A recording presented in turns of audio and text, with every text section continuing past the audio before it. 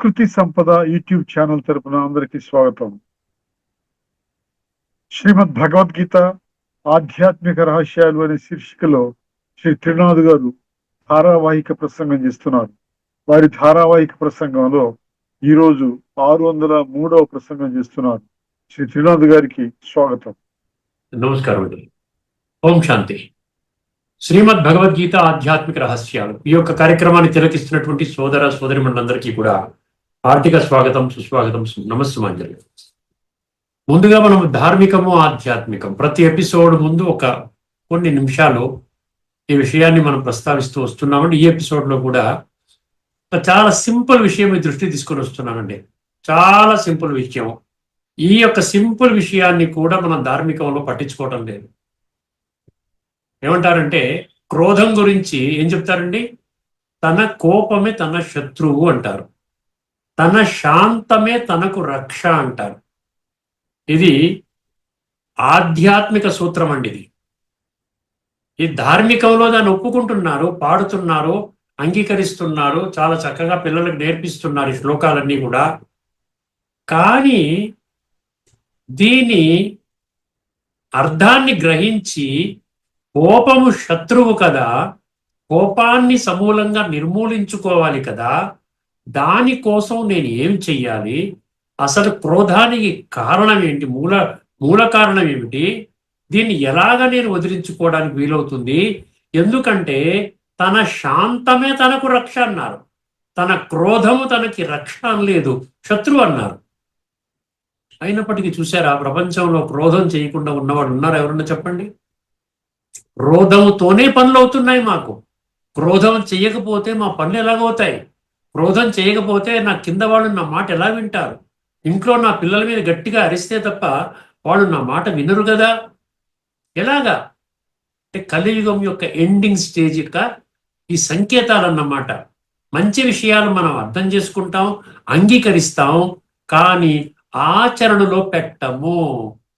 ఆధ్యాత్మికలో చాలా స్పష్టంగా కనీసం ఒక ప్రయత్నం చేస్తాం. 100% క్రోధాన్ని జయించేరా ఆధ్యాత్మికలో ఉన్నవాళ్ళు అనడం కాదు. ఒక ప్రయాణంలో ఉన్నారు.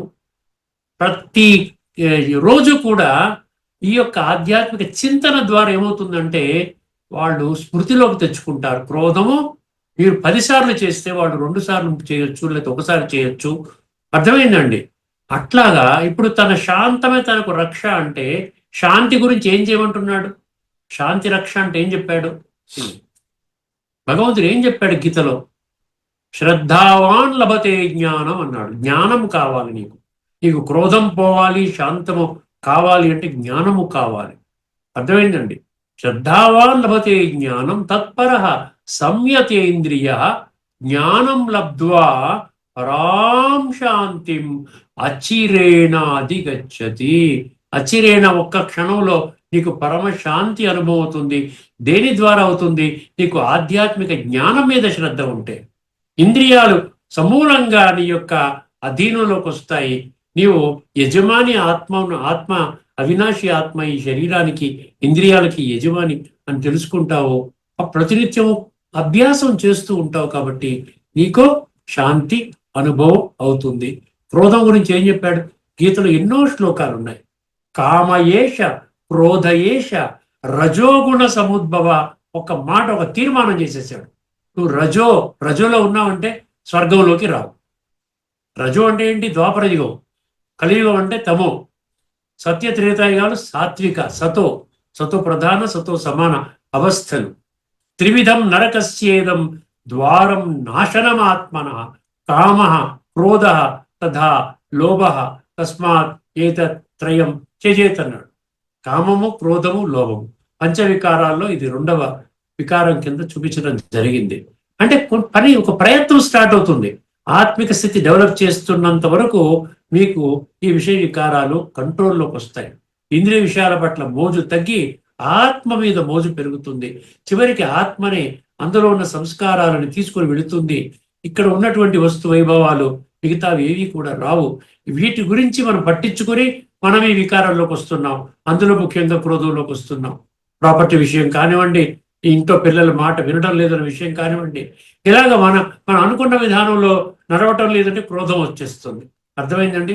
ఇది ఖచ్చితంగా తన కోపమే తన శత్రువు. ఆ శత్రువుని మనం జయించాలి. అదే ఆంతరిక యుద్ధమే ఇక్కడ యోగ శాస్త్రము. అది యుద్ధ శాస్త్రం అంటే అది ఆంతరిక యుద్ధము. మనలో ఉన్నటువంటి విషయ వికారాల మీద యుద్ధము, దేహాభిమానం మీద యుద్ధము. అర్థమైందండి. మన నెగటివ్ సంస్కారాల మీద యుద్ధం అన్నమాట.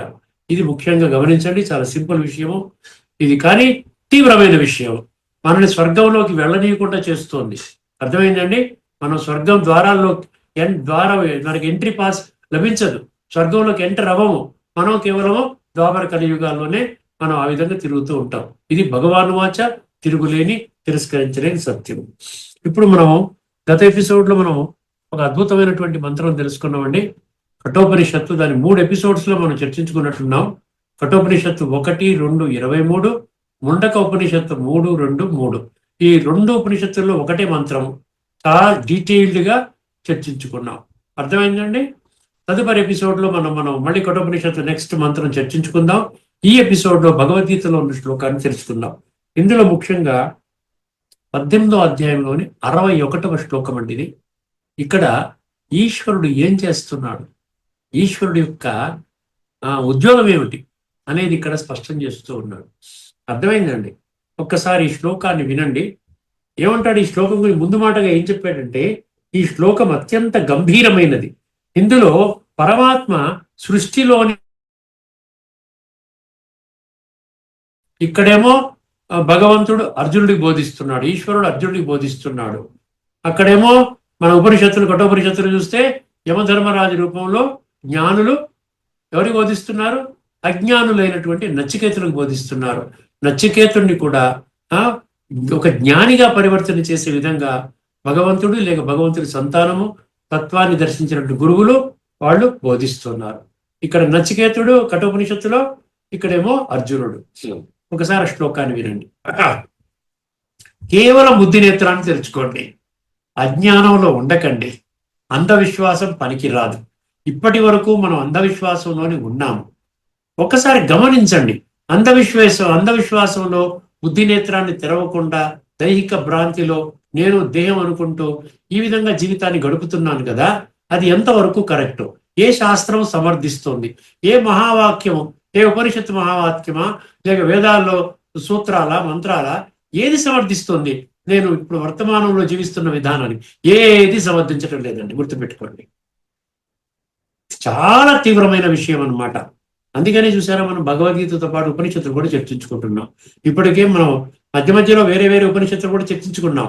తర్వాత మనం ఏం తెలుసుకున్నాము? ఉపనిషత్తులు కూడా క్రమంగా రావాలని చెప్పి ఈశావాస్యతో స్టార్ట్ చేసాము.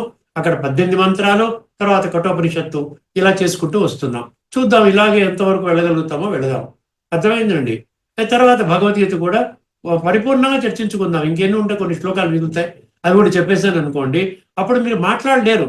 భగవద్గీత అంటే యుద్ధం చెప్పిందండి, లేదా ద్వాపర యుగం అండి, అర్జునుడు ఎవరో ఉన్నారండి, ఇవన్నీ అంటానికి మీకు అవకాశమే లేదు. మీరు యాక్సెప్ట్ చేయకపోయినా పర్వాలేదు, మీరు రిజెక్ట్ చేసినా పర్వాలేదు. కానీ భగవంతుడు తన కర్తవ్యాన్ని వర్తమానంలో చేస్తున్నాడు. కొన్ని లక్షల మంది దీన్ని గుర్తించారు. మీరు కూడా గుర్తించండి. శ్లోకం ఏంటంటే, ఈశ్వరః సర్వభూతానాం హృద్దేశేర్జున తిష్టతి భ్రామయన్ సర్వభూతాని యంత్రారూఢాని మాయయా. ఇది శ్లోకం అండి. గంభీరమైన శ్లోకం. ఇందులో అద్భుతమైన రహస్యం ఉంది. ఇక్కడ ఈశ్వరుడు అని అన్నారు, గుర్తుపెట్టుకోండి. ఈశ్వర, మహేశ్వర, యోగేశ్వర, పరమేశ్వర, ఇట్లాంటి శ్లోకాలు కొన్ని 20 శ్లోకాల్లో మనకు కనబడుతుంది. ఎక్కడా కూడా భగవంతుడు సాకారం అనేది ఎక్కడ లేదండి. సాకారంలో ఉన్నవాళ్ళు దేహదారులు త్రిగుణాలలోకి వస్తారు. కాబట్టి త్రిగుణాల ప్రభావంలోకి వచ్చేటువంటి వాళ్ళు కేవలము హైయెస్ట్ లెవెల్లో ఉన్నటువంటి వాళ్ళు 33 కోట్ల దేవీ దేవతలు అన్నాడు. అక్కడ భగవంతుడు అని అనలేదు. భగవంతుడు నిరాకారుడు, జ్యోతి స్వరూపుడు, పరమాత్మ అన్నాడు.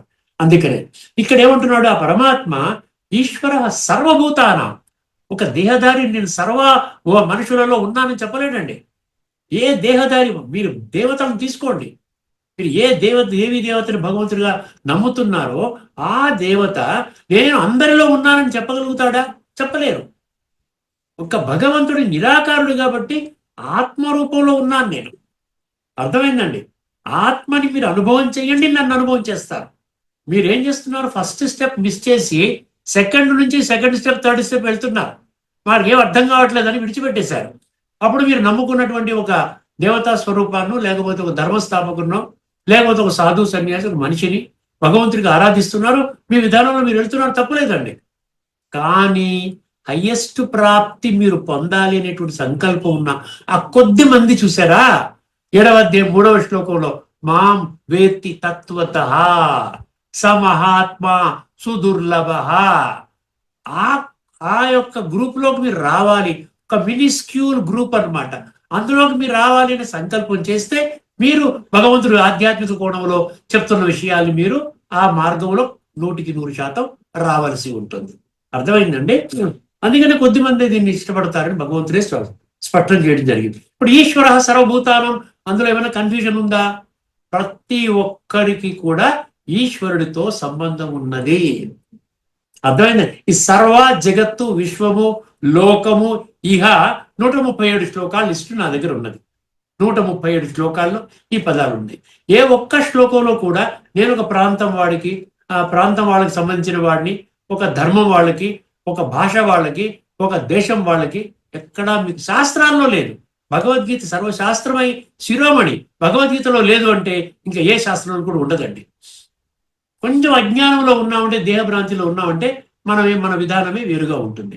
ఈశ్వర సర్వభూతానాం, నేను ఎక్కడుంటానంట? హృద్దేశేర్జున తిష్టతి. నేను హృదయం అంటే ఏం అనుకున్నాం? ఇప్పుడు దాకా మనం ఏం చర్చించుకున్నాం? గత 600 ఎపిసోడ్స్ పైన చర్చించుకున్నాం కదా. హృదయము అంటే భౌతిక ఈ రక్తము మాంసముతో చేయబడినటువంటి, కండతో చేయబడినటువంటి ఈ గుండె కాదు అని గుర్తుపెట్టుకోండి. అర్థమైందండి? ఇది డివైన్ ఇంటెలెక్ట్ అంటారు, దివ్య బుద్ధి అంటారు. దాన్ని హృదయము, ఆధ్యాత్మిక పరిభాషలో దాన్ని హృదయం అంటారు. హృదయ అర్జున తిష్టతి. మీరు హృదయం అంటే దివ్య బుద్ధి అంటే సూక్ష్మములో మోక్షము. సూక్ష్మము అంటే అర్థం చేసుకోవాలంటే ఆత్మ అనుభవం చేసుకోవాలి. అర్థమైందండి? క్షేత్రజ్ఞుడి యొక్క అనుభవం చేసుకోవాలి. క్షేత్రజ్ఞం చాపి మాం విద్ధి సర్వక్షేత్రేషు భారత అన్నాడు. నేను ప్రతి ఒక్కరు కూడా క్షేత్రజ్ఞుడిలోకి వస్తేనే మీరు నన్ను గ్రహిస్తారు, నా యొక్క ఉనికిని పసిగడతారు, నాతో సంబంధాన్ని జోడించుకోగలుగుతారు ఈ రాజయోగ ప్రక్రియ ద్వారా. అర్థమైందండి? హృదయ అర్జున తిష్టతి. నేను హృదయంలో ఉన్నాను. దీన్ని ఏం చేశారు? భక్తి మార్గంలో దీన్ని ఏం చేశారు? భగవంతుడు సర్వవ్యాపి అనేశారు. సర్వవ్యాపి అంటే మంచిగా ఉండాలి కదా అనే ప్రశ్న వేసుకోవద్దా?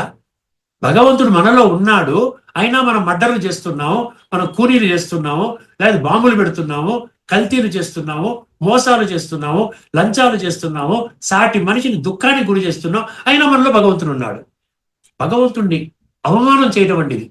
అర్థం చేసుకో. భగవంతుడు అంటాడు, నేను ఒక ఇన్స్ట్రుమెంట్ని పెట్టాను మీలో, ఆ ఇన్స్ట్రుమెంట్ని మీరు రియలైజ్ చేసుకుంటే మీరు నన్ను ప్రాప్తి చేసుకుంటారు.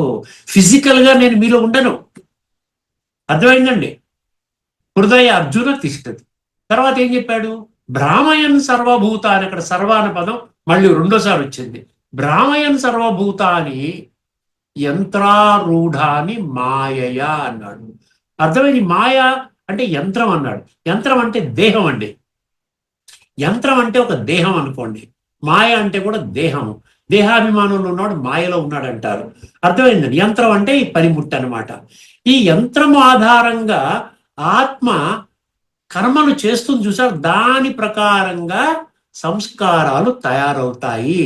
దాన్నే ఇంకొక పదం ఏమంటారంటే వాసనలు అంటారు. అర్థమైందండి? వాసనలు ప్రకారంగా నీ యొక్క వర్తమాన సమయంలో ఉన్నటువంటి నీ స్థితిగతులు, సుఖంగా ఉంటావా, ఆనందంగా ఉంటావు, ఎలా ఉంటావు, అది తర్వాత భవిష్యత్తులో నువ్వు సత్యయుగంలోకి వస్తావా, త్రేతాలోకి వస్తావా, ద్వాపరంలోకి వస్తావా, కలియుగంలోకి వస్తాయో నిర్ధారింపబడుతుంది. భగవంతుడు అక్కడ ఉన్నాడండి, నేను 4 కొబ్బరికాయలు కొడుతున్నాను, పూజ చేస్తున్నాను, యజ్ఞం చేస్తున్నాను, యాగం చేస్తున్నాను, దాన పుణ్యాలు చేస్తున్నాను, తీర్థయాత్రలు చేస్తున్నాను, లేకపోతే ప్రవచనాలు వింటున్నాను, విపరీతంగా ధార్మిక గ్రంథాల పఠన చేస్తున్నాను.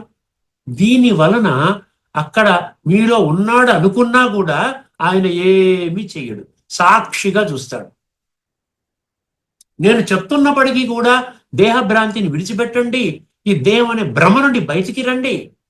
ఆత్మ జ్ఞానాన్ని పొందండి, పరమాత్మని స్మృతి చేయండి, సంస్కార పరివర్తన చేసుకోండి అని చెప్తున్నా అండి. భగవంతుడు ఇంటర్ఫీర్ అవ్వడండి, సాక్షిగా చూస్తాడు. అందుకని కాలచక్రంలో ఇక్కడ ఏమవుతుంది, ఎవరు సత్యయుగంలోకి వెళ్ళాలి, ఎవరు త్రేతాలోకి వెళ్ళాలి, ఎవరు ద్వాపరంలోకి వెళ్ళాలి, ఎవరు కలియుగంలో జన్మ తీసుకోవాలి, కర్మ సిద్ధాంతాన్ని పెట్టాడు. నీ కర్మ, ప్రతి కర్మ మీ మనసులో ఉన్న ఫస్ట్ కర్మ ఎక్కడి నుంచి ప్రారంభమవుతుంది, మనసులో సంకల్పం ద్వారా ప్రారంభమవుతుంది. అర్థమైందండి. మీ సంకల్పము బలంగా ఉండి, శ్రేష్టంగా ఉండి, పాజిటివ్గా ఉంటే మీ మాట మధురంగా ఉంటుంది, మీ కర్మలు శ్రేష్టంగా ఉంటాయి, మీ సంస్కారాలు సాత్వికంగా అక్కడ సాత్విక ముద్ర పడుతుంది. ఆ విధంగా సంస్కార పరివర్తన జరుగుతుంది. ఈ ఫార్ములా ప్రతి ఒక్కరికి 850 కోట్ల మందికి గుర్తించినా గుర్తించకపోయినా అందరికి ఇదే ఫార్ములానండి. నేను ఇంటర్ఫియర్ అవ్వను, నేను ఉన్నానని మీరు భావించినా నేను సాక్షిగా చూస్తాను తప్ప ఎక్కడా నా ఇంటర్వెన్షన్ ఉండదు. మీరు సంస్కార పరివర్తన చేసుకునే మార్గాన్ని నేను సూచిస్తాను, మీ సంస్కారాల దానికి అనుగుణంగా మీరు వెళ్ళి మీ జీవితాన్ని మార్చుకోండి అంటాడు. భ్రామయన్ సర్వభూతాని యంత్రారూఢాని మాయయ.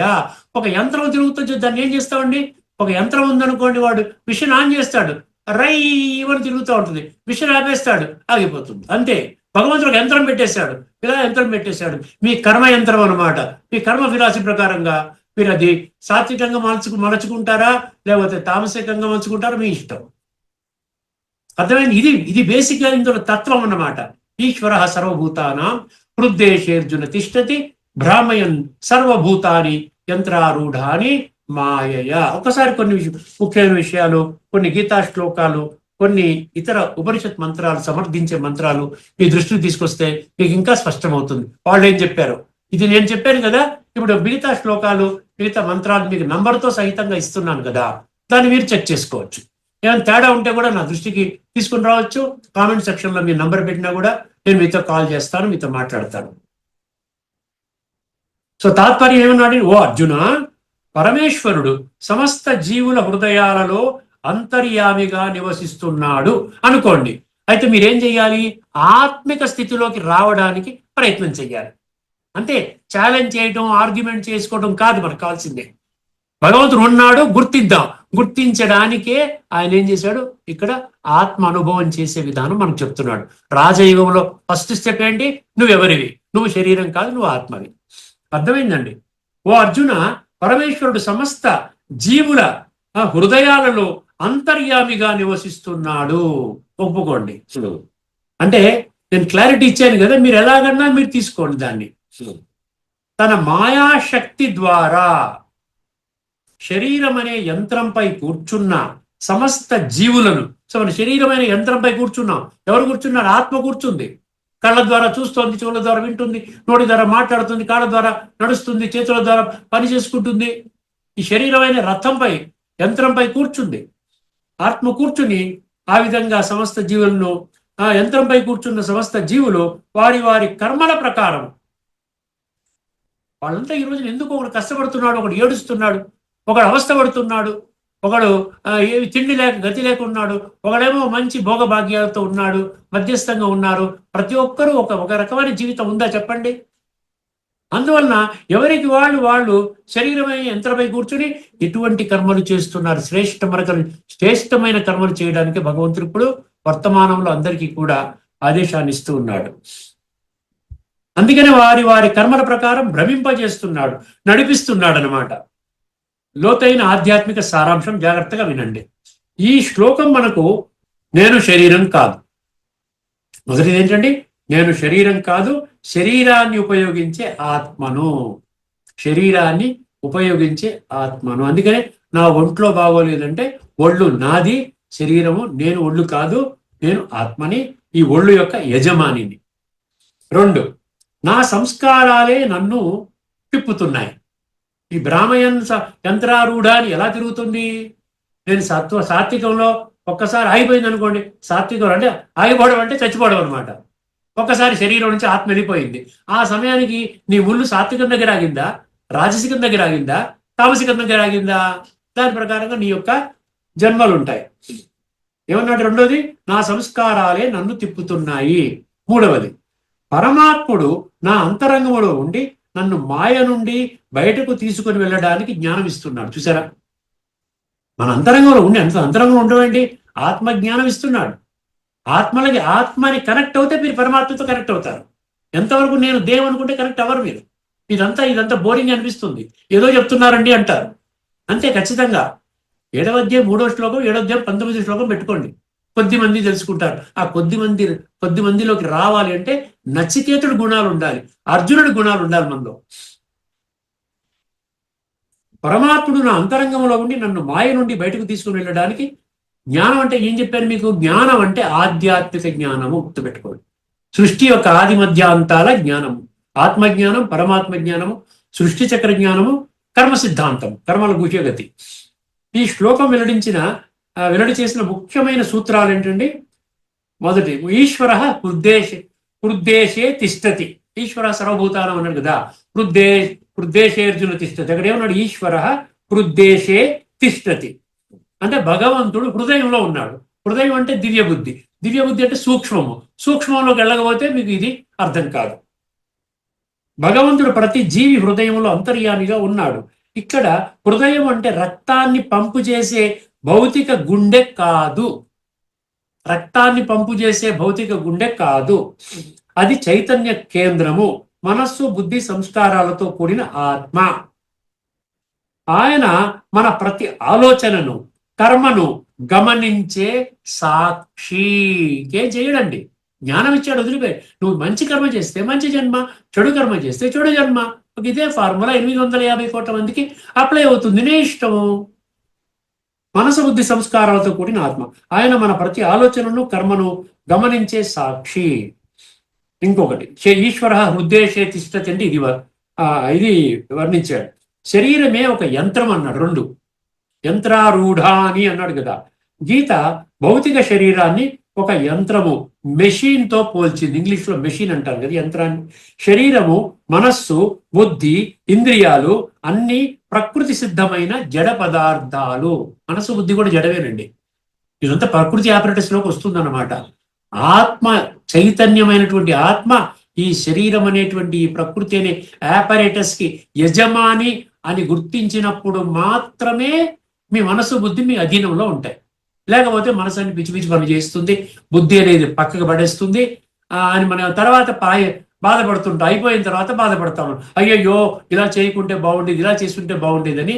అది ఆత్మ అప్పటికి కుళ్ళిపోయిన తర్వాత మనం బాధపడతాం. అందుకని ఏం చెప్తున్నాడు ఇక్కడ? ప్రకృతి సిద్ధమైన జడ పదార్థాలు. దానికి ఇంగ్లీష్లో ఏమిచ్చాడు? ఇక్కడ హార్డ్వేర్ అని ఇచ్చాడు. ఆత్మ సాఫ్ట్వేర్, ఇది హార్డ్వేర్ అని ఇచ్చాడు. ఆత్మ ఆ యంత్రాన్ని ఉపయోగిస్తున్న ప్రయాణికుడు. చూసారా, ఆ యంత్రాన్ని ఉపయోగిస్తున్న ఇక్కడ ప్రయాణికుడు అని ఎందుకన్నాడు? అలా తిరుగుతూ ఉంటాడనమాట. శరీరాన్ని విడిచిపెడతాడు, తీసుకుంటాడు, విడిచిపెడతాడు. ఇలా సత్యయుగం, త్రేతాయుగం అంటే కర్మానుసారంగా వాడు ఎక్కడ పుడతాడో అక్కడి నుంచి మళ్ళీ తిరుగుతాడు, మళ్ళీ అక్కడికే వస్తాడు, అలా తిరుగుతూ ఉంటాడు అనమాట. అందుకనే ప్రయాణికుడు, ఆత్మ యంత్రాన్ని ఉపయోగిస్తున్న ప్రయాణికుడు. ఎలాగైతే కారులో డ్రైవరు ఉంటాడో, చూసారా, కంప్యూటర్ను యూజరు ఉపయోగిస్తాడు, కంప్యూటర్ ఆపరేటర్ ఉపయోగిస్తాడు కదా, అలాగే ఆత్మ శరీరం అనే యంత్రాన్ని ఉపయోగిస్తుంది. భగవంతుడు ఆ యంత్రానికి శక్తినిచ్చే విద్యుత్, కరెంట్ అన్నమాట. భగవంతుడు ఆ యొక్క యంత్రానికి శక్తినిస్తాడు. శక్తినిచ్చి మంచిగా యంత్రాన్ని వాడుకోవయ్యా అని చెప్తాడు. దానికి ఆత్మజ్ఞానం అర్థం. ఆ శక్తి ఆత్మలో వెళుతుంది, శరీరంలోకి వెళ్ళదు. శరీరంలో వెళ్తే మనం 3 పూటల భోజనం చేస్తాం, జ్యూస్ తాగుతాం, మంచినీళ్ళు తాగుతాం, అని చేస్తాం. అది శరీరానికి సరిపడుతుంది, ఆ ఫిజికల్ ఆపరేటర్స్ నడవడానికి. కానీ ఆత్మకి భగవంతుడు ఏం చేస్తాడు? కరెంటు శక్తిలాగా అందులో ఏం చేస్తాడు? దివ్య గుణాలు, దివ్య శక్తులు నింపుతాడు. అర్థమైందండి? భగవంతుడు ఆ యంత్రానికి శక్తినిచ్చే విద్యుత్ సోర్స్ అన్నాడు. తర్వాత ఇంకో పదం భ్రామయన్ మాయయా అన్నాడు. భ్రామయన్ మాయయా, మాయ చేత నడపడము అన్నాడు. భగవంతుడు జీవులను ఎలా పడితే అలా ఆడించటం లేదు. భగవంతుడు జీవులను ఎలా పడితే తన ఇష్టం వచ్చినట్టు ఆడిస్తాడని చెప్పి రాసుకున్నారు భాష్యకారులు. తన ఇష్టం వచ్చినట్టు ఆడించడండి. ఎలా, ఎందుకు, దేని ఆధారంగా ఆడిస్తాడు?